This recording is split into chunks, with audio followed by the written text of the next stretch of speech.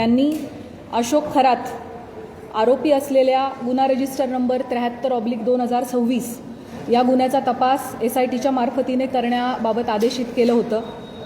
त्यानुसार दिनांक 20 मार्च 2026 या तारखेपासून तो गुन्हा आणि त्याशिवायचे 10 गुन्हे असे एकूण 11 गुन्हे SITकडे तपासाला आहेत। सदर विशेष तपास पथकामध्ये तपास अधिकारी म्हणून 2 पोलीस उपअधीक्षक आहेत जे माझ्यासोबत दोघंही इथं उपस्थित आहेत।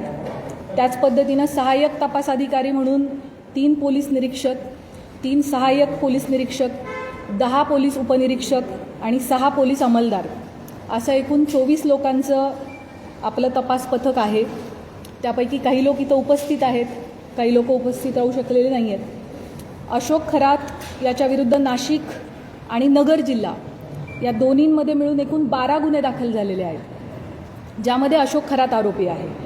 या 12 गुन्ह्यांपैकी 9 गुन्ह्यांचा तपास हा SIT करत आहे, 2 गुन्ह्यांचा तपास अहिल्यानगर पोलीस करत आहेत आणि एका गुन्ह्याचा तपास नाशिक शहर पोलीस करत आहेत। आणि अशोक खरात विरुद्ध नसलेले मात्र या विषयाशी संबंधित असे 2 गुन्हे दाखल आहेत, त्या 2 गुन्ह्यांचा देखील तपास SIT करत आहे। त्यामुळे 9 गुन्हे अशोक खरातच्या विरोधातले आणि विरोधात नसलेले पण संबंधित असलेले 2 गुन्हे असे एकूण 11 गुन्हे आमच्याकडे तपासाला आहेत।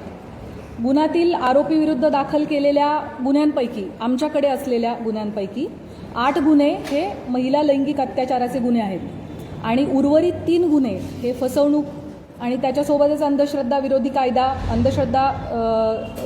कायदा, सावकारी अधिनियम 2014 आणि इकॉनॉमिक ऑफेन्सेसची इतर रिलिव्हंट कलमं याप्रमाणे दाखल आहे।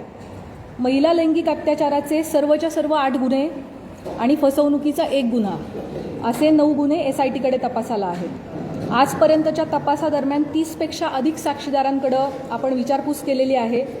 साक्षीदारांकडं आणि पीडितेंकडं आपण जी चौकशी केली त्यातून आरोपी हा पीडित व्यक्ती आणि कुटुंबाच्या श्रद्धेचा गैरफायदा घेत होता, त्यांना भीती दाखवत होता, खडे, चिंचोके, रुद्राक्ष, पूजा विधी इत्यादी गोष्टींच्या माध्यमातून त्यांच्याकडून पैसा उकळत होता, महिलांना स्वतःकडं दैवी शक्ती असल्याचं भासवत होता, त्यांच्या कुटुंबियांच्या मृत्यूची भीती दाखवून त्यांना बदनामी करण्याची धमकी देऊन त्यांचं लैंगिक शोषण करत होता। त्याच पद्धतीनं ईशान्येश्वर मंदिराच्या परिसरात अंधारामध्ये हातचलाखीनं स्वतःकडे दैवी शक्ती असल्याचं भासवून समाजामध्ये सातत्यानं अंधश्रद्धा पसरवण्याचं कामही करत होता असं आपल्याला निष्पन्न होतंय। महिला अत्याचाराच्या संदर्भाने दाखल 8ही गुन्ह्यांमध्ये पीडिता आणि त्यांचे कुटुंबीय हे अतिशय धाडसाने समोर आलेले आहेत आणि त्यांनी फिर्याद दाखल केली आहे, त्याच्यामुळेच आपण आरोपीवरती कायदेशीर कारवाई करू शकत आहोत। आपल्या सगळ्यांच्या माध्यमातून मी आवाहन करू इच्छिते की या महिलांनी लोक काय म्हणतील या भीतीनं अन्याय सहन केलेला आहे आणि आता अतिशय धाडसाने कुटुंबाला विश्वासात घेऊन त्यांनी गुन्हे दाखल केलेले आहेत। त्यामुळे त्यांची ओळख उघड न करणे, सोशल मीडियावरती त्यांचे व्हिडिओज न पसरवणे, आपल्या मोबाईल्समध्ये असे व्हिडिओ न बाळगणे हे आपल्या सगळ्यांचं नैतिक कर्तव्य तर आहेच, पण त्याचबरोबर माननीय सर्वोच्च आणि उच्च न्यायालयाचे देखील तसे कठोर निर्देश आहेत। त्यांची ओळख गोपनीय राहणे आणि त्यांच्या खाजगी बाबींची सार्वजनिक चर्चा न होणे हे त्यांच्या मानसिक आरोग्यासाठी आणि त्यांचं धैर्य टिकून राहण्यासाठी अतिशय गरजेचं आहे। आणि म्हणूनच न्यायसंस्थेनं वारंवार absolute ban on identity disclosure अशी भूमिका ठेवलेली आहे। अशा केसेसमध्ये पोलिसांच्या पत्रकार परिषदा बाबतीत देखील मर्यादा निश्चित करण्यात आलेल्या आहेत। पीडितेच्या गोपनीयतेचा भंग ज्या समाज माध्यमातून झाला आहे अशा प्लॅटफॉर्मवरून ती माहिती हटवण्याबाबत न्यायालयाचे निर्देश आहेत। पीडिता किंवा कुटुंबियांच्या मुलाखती घेण्यास बंदी आहे। अंतिम निकाल येण्यापूर्वीच आरोपीच्या प्रतिष्ठेला हानी पोहोचवणारे आणि माध्यमांद्वारे चालवणारा खटला, ज्याला आपण मीडिया ट्रायल असं म्हणतो, अशी परिस्थिती निर्माण करणारे किंवा केवळ तर्कवितर्काच्या आधारित वार्तांकन टाळावे असे निर्देश देखील माननीय उच्च आणि सर्वोच्च न्यायालयांनी प्रसारमाध्यमांना दिलेले आहेत। कलम 72 BNS लैंगिक अत्याचाराच्या पीडितांची ओळख उघड करणाऱ्यांना शिक्षेस पात्र ठरवतो। अनुच्छेद 21 भारतीय संविधान पीडितेचा जगण्याचा अधिकार, गोपनीयतेचा अधिकार आणि प्रतिष्ठेचा अधिकार यांचं संरक्षण करतं। जुलै 2025मध्ये मद्रास उच्च न्यायालयाने एका महिला वकिलाचे तिच्या संमतीशिवाय चित्रण केलेले खाजगी स्वरूपाचे फोटो व्हिडिओ तात्काळ 48 तासांच्या आत काढून टाकण्याचे आदेश दिलेले होते. अशा प्रकारची सामग्री रोखणं हे राज्याचं कर्तव्य आहे असं न्यायालयाने त्यावेळेला अधोरेखित केलं होतं. SITकडे असणाऱ्या गुन्ह्यांमधील पीडितांचे आक्षेपार्ह व्हिडिओ जे आहेत, जे प्रसारित झाले होते, त्याच्या एकूण 4650 लिंक्स SITच्या सायबर टीमने, आपली जी टीम आहे 24 लोकांची, यामध्ये 4 लोकांची सायबर टीम आहे, या सायबर टीमचं पूर्ण वेळ कर्तव्य हे होतं की प्रत्येक काही मिनिटांनी काही नवीन अपलोड झालं आहे का ते शोधणं आणि त्याला रिपोर्ट करणं. सो आपली ही जी SITची सायबर टीम आहे तिने महाराष्ट्र सायबरच्या मदतीनं आत्तापर्यंत 4650 लिंक्स ह्या डिलीट करून घेतलेल्या आहेत. त्याच पद्धतीने सोशल मीडियावरती आक्षेपार्ह पोस्ट पुन्हा पुन्हा टाकणाऱ्या एकूण 451 अकाउंटला कायमस्वरूपी काढून टाकण्यात आलेलं आहे. पीडितांचे आक्षेपार्ह व्हिडिओ प्रसारित केल्याप्रकरणी आत्तापर्यंत 2 गुन्हे देखील दाखल झालेले आहेत. सदरचे गुन्हे हे सातपूर पोलीस स्टेशन नाशिक शहर आणि कोपरगाव पोलीस स्टेशन अहिल्यानगर या ठिकाणी दाखल असून संबंधित घटकच त्याचा तपास करत आहेत आणि त्यामध्ये आजपर्यंत एकूण 6 आरोपींना अटक देखील करण्यात आलेली आहे. दिल्ली उच्च न्यायालयाने अलीकडेच एका विनयभंगाच्या प्रकरणाशी संबंधित बदनामीकारक स्वरूपाच्या सोशल मीडिया पोस्ट्स काढून टाकण्याचे आदेश दिलेले आहेत आणि आरोपीची प्रतिष्ठा जपण्यासाठी आणि त्याला निपक्ष सुनावणी मिळण्याची खात्री करण्यासाठी न्यायालयानं ही स्टेप घेतली होती. SITकडे असणारे सर्वच तपास हे अतिशय संवेदनशील प्रकारचे असल्यामुळे त्याविषयीची जी माहिती आपल्याला सांगणं शक्य आहे ती माहिती मी आपणास याद्वारे दिलेली आहे. आपल्या सगळ्यांच्या मनामध्ये या प्रकरणाविषयी अनेक प्रश्न आहेत, मला त्याची पूर्णतः कल्पना आहे. त्यापैकी बहुतांश प्रश्नांना स्पर्श करण्याचा मी प्रयत्न केलेला आहे. या प्रकारच्या गुन्ह्यामध्ये BNS सेक्शन 93 BNSS प्रमाणे गुन्हा दाखल झाल्यापासून 60 दिवसांच्या आत आपल्याला दोषारोपपत्र दाखल करणं आवश्यक असतं. आपल्याकडचा या प्रकारचा पहिला गुन्हा हा नाशिक शहरामध्ये 17 मार्च 2026 रोजी दाखल झालेला आहे आणि SITकडे त्याचा तपास 20 तारखेला आला, 3 दिवसानंतर.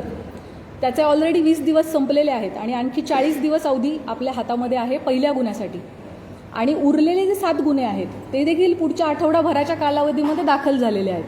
त्यामुळे 40 दिवसानंतर पुढच्या आठवडाभरात या उरलेल्या सगळ्या गुन्ह्यांचं देखील डेडलाईन जी आहे ती जवळ येते. त्यामुळे असं आपण म्हणू शकतो की 40 ते 45 दिवसांमध्ये या 8 गुन्ह्यांचा तपास आपल्याला पूर्ण करणं आवश्यक आहे. तरी या सर्व गुन्ह्यांमध्ये चांगले पुरावे गोळा करून तपास वेळेत पूर्ण करण्याची SITचे प्रयत्न सुरू आहेत. त्यासाठी सर्वतोपरी प्रयत्न संपूर्ण टीम करत आहे. आपल्या सर्वांना विनंती आहे की पीडितांना कोणत्याही प्रकारे मनस्ताप होणार नाही याची समाज म्हणून आपण सगळ्यांनी काळजी घेऊयात. तुमच्या माध्यमातून हे आव्हान, ही विनंती मी सर्वांना करू इच्छिते. आपल्या मनामध्ये पदाधिकारी, अधिकारी यांना SITकडून बोलवण्यात येणार आहे का, किंवा अमुकला आपण का बोलवले नाही, कधी बोलवणार आहे, अशा प्रकारचे देखील अनेक शंका आणि प्रश्न असू शकतात. अनेक पत्रकार, सामाजिक कार्यकर्ते यांनी वेळोवेळी मला मेसेज करून या प्रकारच्या प्रश्नांची विचारणा केलेली आहे. त्याबाबत मी सांगू इच्छिते की आपल्याकडे दाखल गुन्ह्यामध्ये फिर्यादी आणि साक्षीदार जे सांगतात त्याच्या अनुषंगाने तपास होत असतो. तपासादरम्यान जे पुरावे समोर येतात त्याप्रमाणे पुढील तपास केला जातो. पुराव्याच्या आधारे कोण व्यक्ती सह आरोपी आहे का हे पाहिले जाते. त्यानुसार त्याची चौकशी आणि त्याच्यावरची इतर कायदेशीर कारवाई केली जाते. त्यामुळे या गुन्ह्यांच्या बाबतीमध्ये देखील हा गुन्हा घडण्यासाठी मुख्य आरोपी सोडून इतर कोणी कारणीभूत ठरलं आहे का, कोणी याची इकोसिस्टीम निर्माण करण्यामध्ये सहाय्यभूत ठरलेलं आहे का, या अंगाने सुद्धा आपण तपास करत आहोत.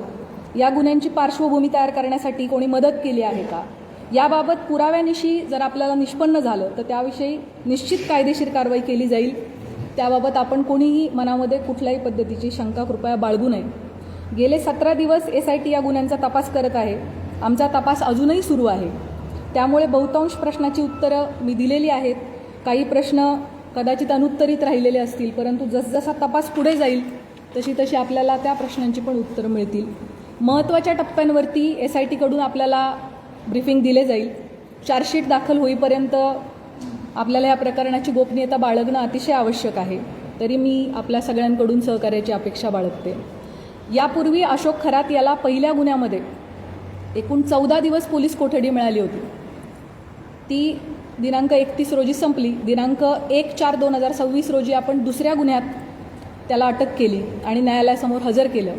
दिनांक 2 पासून 7 दिवसांची पोलीस कोठडी उद्या दिनांक 8/4/2026 पर्यंत माननीय न्यायालयाने मंजूर केलेली आहे. आता यानंतर पुढील गुन्ह्यामध्ये पोलीस कोठडी आपल्याला मिळावी यासाठी आपण माननीय न्यायालयाला विनंती करणार आहोत. या दरम्यान तुम्हाला माहीत आहेच की काही कारणांसाठी आपण VC-द्वारे न्यायालयामध्ये आरोपीला हजर करण्याची परवानगी मागितली होती आणि मागच्या हिअरिंगच्या वेळेला माननीय न्यायालयाने तशी परवानगी आपल्याला दिली होती. खरातच्या आर्थिक व्यवहार, प्रॉपर्टीज इत्यादींच्या अनुषंगाने देखील आपल्या मनात भरपूर प्रश्न आहेत, याची मला कल्पना आहे. त्याबाबत मी सांगू इच्छिते की या प्रकरणामध्ये ईडीने दखल घेतलेली आहे.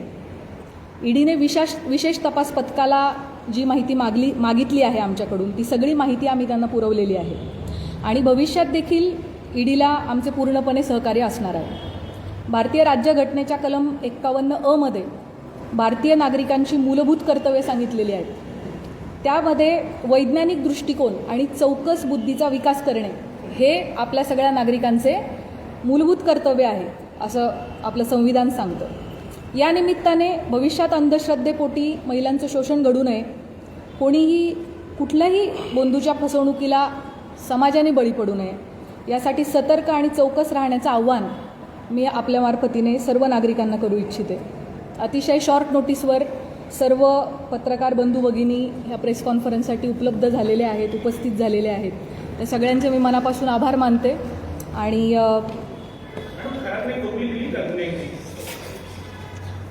मी जसं सुरुवातीलाच सांगितलं की या गुन्ह्यांच्या बाबतीमध्ये मला जी माहिती आपल्याला सांगणं शक्य आहे ती माहिती मी आपल्यासमोर मांडलेली आहे. त्यामुळे आपल्या सगळ्यांनी या गोष्टीची सहकार्य करावे की जोपर्यंत चार्जशीट दाखल होत नाही त्याबाबत काही तपासातल्या बाबींची गोपनीयता ठेवणं आपल्यासाठी अतिशय आवश्यक आहे. आपल्या सगळ्यांचं